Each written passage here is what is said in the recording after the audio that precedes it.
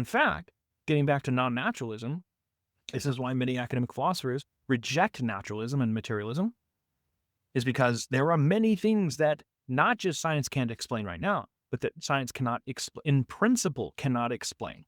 Like, given its tools, given the way that science is and what we do with it and what science itself is, the very essence, the very nature of science itself, it cannot possibly explain this, that, or the other. And one thing to follow up on right here would be the hard problem, the so-called hard problem of consciousness.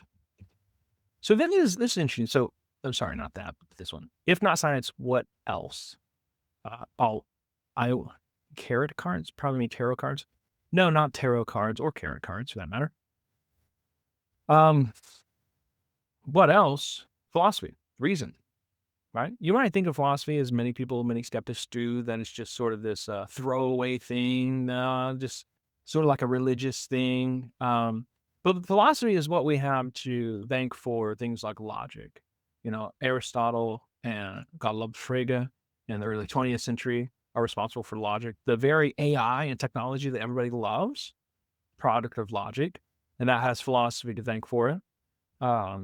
Ethics as well. These are all proper subsets of the discipline of philosophy. Still, logic is a proper subdiscipline of philosophy as well. Ethics also is a proper discipline of philosophy, subset or subdiscipline of philosophy as well. Okay, if you don't like philosophy, if you don't like me throwing around that word as if, this is, unfortunately, people like look at philosophers as kind of arrogant because they're like, oh, you think you can solve everybody else's problems? Well, there's some reason for that. And there's actually a video about breakdown of philosophies that I gave early on, posted 8 months ago or something. You can look at why people would have these criticisms of philosophy. But if you don't like philosophy, okay, fine. Reason. And you might think, well, gosh, science, isn't that just no, science is just empirical reasoning, empirical observation using one's 5 senses.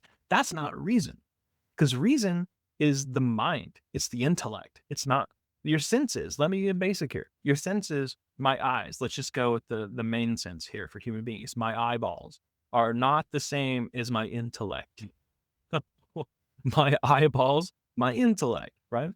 So empirical observation uses these. That's science, right? Reason right here, without even using my brain or my senses, I can still reason some things. This is what we do with mathematics, what we do with logic.